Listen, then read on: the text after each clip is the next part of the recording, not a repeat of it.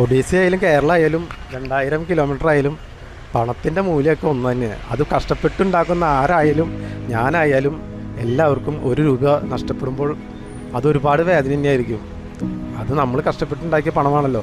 നമ്മുടെ സമൂഹത്തിൽ ഇപ്പോൾ ഗൂഗിൾ പേ ഇല്ലാത്തവരായിട്ട് വളരെ ചുരുക്കം ആളുകളേ ഉള്ളൂ അല്ലേ. എല്ലാവരുടെ കയ്യിലും ഇപ്പോൾ ഗൂഗിൾ പേ എന്ന് പറയുന്ന ആ ഒരു ആപ്പ് ഉണ്ട്. അപ്പോൾ ചെറിയവരിലാണെങ്കിലും മുതിർന്നവരിലാണെങ്കിലും ആരുടെ കയ്യിലാണെങ്കിലും ഇപ്പോൾ ഗൂഗിൾ പേ എന്നുള്ള ആ ഒരു സംഗതി ഉണ്ട്. അപ്പോൾ കടകളിലാണെങ്കിലും മറ്റുമാണെങ്കിലും ചെറിയൊരു ആവശ്യത്തിന് പോലും ആണെങ്കിലും ഗൂഗിൾ പേ ആണ് എല്ലാവരും, ഗൂഗിൾ പേ, പേടിഎം അതുപോലെയുള്ള ആപ്പുകളാണ് എല്ലാവരും ഉപയോഗിക്കാറുള്ളത്. അപ്പോൾ ഇതുമായി റിലേറ്റഡ് ആയിട്ടുള്ള ഒരു സംഭവത്തെ കുറിച്ച് പറയാൻ വേണ്ടിയിട്ടാണ് ഇന്നിവിടെ വന്നിട്ടുള്ളത്. 7 വർഷമായിട്ട് ചാലക്കുടി നഗരസഭയിൽ ഒരു ശുചീകരണ തൊഴിലാളിയായിട്ട് ജീവിക്കുന്ന ഷിജു എന്ന് പറയുന്ന ഒരു വ്യക്തിക്ക് ഉണ്ടായ ഒരു അനുഭവത്തെ കുറിച്ച് പറയാൻ വേണ്ടിയിട്ടാണ് ഇന്നിവിടെ വന്നിട്ടുള്ളത്. തീർച്ചയായിട്ടും നമുക്ക് എല്ലാവർക്കും അറിയാം, ഗൂഗിൾ പേ എന്ന് പറയുന്നത് നമ്മൾ ഒരു എമൗണ്ട് എത്രയാണോ കരുതുന്നത് അത് നമ്മളൊരു നമ്പർ വെച്ചിട്ട് നമ്മുടെ പിന്നും കാര്യങ്ങളും വെച്ചിട്ട് മറ്റൊരു മൊബൈൽ നമ്പറിലേക്ക്, അതായത് നമ്മളൊരു മൊബൈൽ നമ്പർ അടിക്കുന്നു അല്ലെങ്കിൽ ഒരാളുടെ പേര് സെലക്ട് ചെയ്യുന്നു, അതിലേക്ക് വിട്ടുകൊടുക്കാറാണ് പതിവ് അല്ലേ.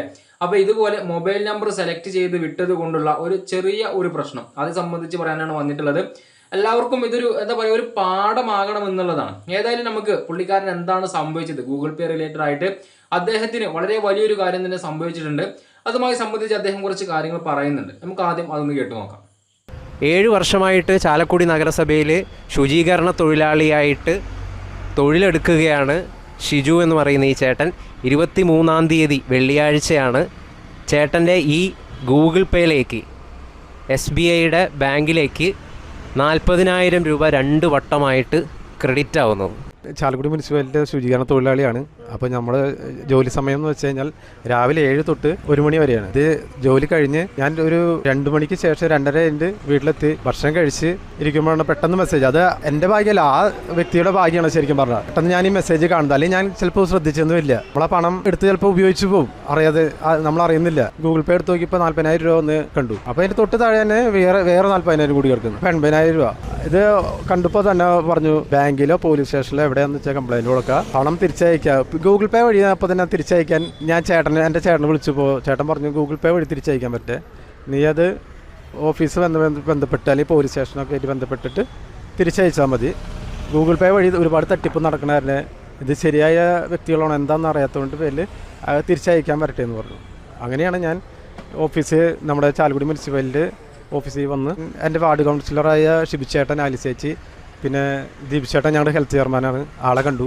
അപ്പോൾ അവർ എൻ്റെ അടുത്ത് പറഞ്ഞു ഒരു ബാങ്കിൽ SBI ബാങ്കുമായിട്ട് അവരുടെ സാറുമാരായിട്ട് സംസാരിക്കാൻ പറഞ്ഞു. ഞാൻ നേരെ അപ്പോൾ തന്നെ ബാങ്കിൽ വന്ന് അവിടുത്തെ സാറുമാരെ സംസാരിച്ചപ്പോൾ അവർ ഗൂഗിൾ പേയിൽ വരുന്ന നമ്പർ അവർ നോക്കി, സാറ് ഇവിടുന്ന് വിളിച്ച് ചോദിച്ചു, അവിടുത്തെ ഗൂഗിൾ പേ നമ്പറിൽ വിളിച്ച് ചോദിച്ചു. അപ്പോഴാണ് അറിയാൻ പറ്റിയത് ഒഡീഷയിൽ നിന്നാണ്.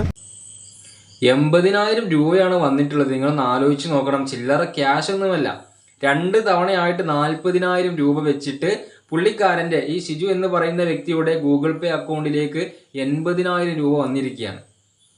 ഇതൊക്കെ കാണുന്ന സമയത്ത് ഏതൊരാളുടെയും കണ്ണ് മഞ്ഞളിച്ച് പോകുമെന്നുള്ളതാണ്. ഒരു 100 പേരെ എടുത്തു നോക്കുകയാണെന്നുണ്ടെങ്കിൽ അതിലൊരു 95 ആളുകളും ആ ഒരു പണം കണ്ടു കഴിഞ്ഞാൽ കണ്ണ് മഞ്ഞളിച്ച് പോകും. അതെങ്ങനെയെങ്കിലും കൈക്കലാക്കണമെന്നുള്ള ഒരു ചിന്ത മനസ്സിലേക്ക് വരും. കാരണം നമ്മൾ പണിയെടുക്കാതെ അധ്വാനിക്കാതെ വെറുതെ അങ്ങോട്ട് 80,000 രൂപ നമ്മുടെ ഗൂഗിൾ പേയിലേക്ക് വരുമെന്ന് പറയുമ്പോൾ, അപ്പോൾ ഏതെങ്കിലും പുള്ളിക്കാരൻ്റെ അക്കൗണ്ടിലേക്ക് ഇപ്പോൾ ഇവിടെ 80,000 രൂപ വന്നിരിക്കുകയാണ്. ഒരു പണിയും എടുക്കാതെ വെറുതെ അങ്ങോട്ട് 80,000 രൂപ തൻ്റെ അക്കൗണ്ടിലേക്ക് വന്നു. ഏതായാലും അദ്ദേഹം അത് ബാങ്കിലൊക്കെ പോയി ചെക്ക് ചെയ്ത് നോക്കിയിട്ടുണ്ടായിരുന്നു. കാരണം ഒറിജിനൽ ആണോ ഫേക്ക് ആണോ എന്നൊക്കെ അറിയാൻ വേണ്ടിയിട്ട്. കാരണം ഗൂഗിൾ പേ റിലേറ്റഡ് ആയിട്ട് കുറേയധികം തട്ടിപ്പും കാര്യങ്ങളൊക്കെ നടക്കുന്നുണ്ട്.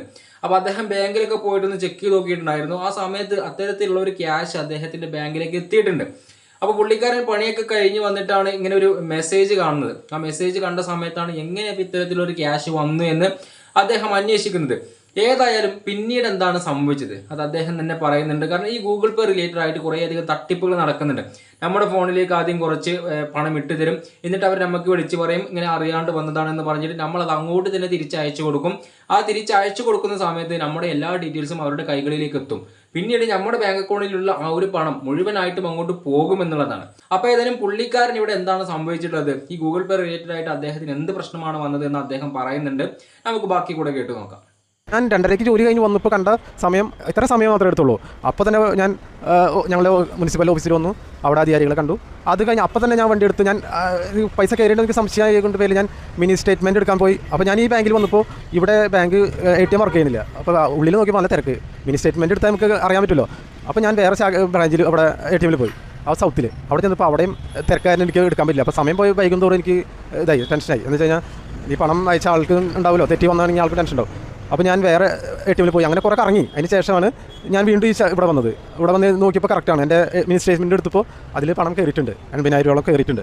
അപ്പോൾ ഞാൻ ഇവിടെ സാറായിട്ട് സംസാരിക്കും. അതിന് ശേഷമാണ് സാറായിട്ട് സംസാരിക്കുന്നത്. അവർക്ക് മനസ്സിലായില്ല പോകുന്നല്ലേ? അവർ മനസ്സിലായിട്ടില്ല അവർക്ക്. അതായത് നമ്പറൊക്കെ നോക്കുമ്പോൾ കറക്റ്റ് സെയിം ആണ്. പക്ഷേ എൻ്റെ ഫോൺ നമ്പറിൽ ലാസ്റ്റ് വരുന്ന 42 അവർ 41 വരുന്നത്. അങ്ങനെയായിരിക്കും. അപ്പോൾ അതാണ് അവർക്ക് ഒരു ഉറപ്പ്, അവർക്ക് ഉദ്ദേശിച്ച വ്യക്തികൾക്ക് തന്നെ പോയി എന്നുള്ള ഉറപ്പ് വെച്ചതാണ്. അപ്പോൾ അതിൻ്റെ പേര് ചിലപ്പോൾ അവർ ശ്രദ്ധിക്കില്ല. എന്നുവെച്ചാൽ അവർക്ക് അയച്ചല്ലോ. ആ വ്യക്തിയുടെ വിഷമമാണ് ഞാൻ ലഭിച്ചത്. പക്ഷേ എനിക്കന്ന് നിർഭാഗ്യവശാൽ ഞാനിതെല്ലാം ചെയ്തു വന്നപ്പോഴേക്കും സമയം വൈകി, 4 മണി കഴിഞ്ഞു. യൂനസ് മുഹമ്മദ് എന്നാണ് ആ വ്യക്തിയുടെ പേര്. അതെ, ആ വ്യക്തിയുടെ പേര് അതാണ്.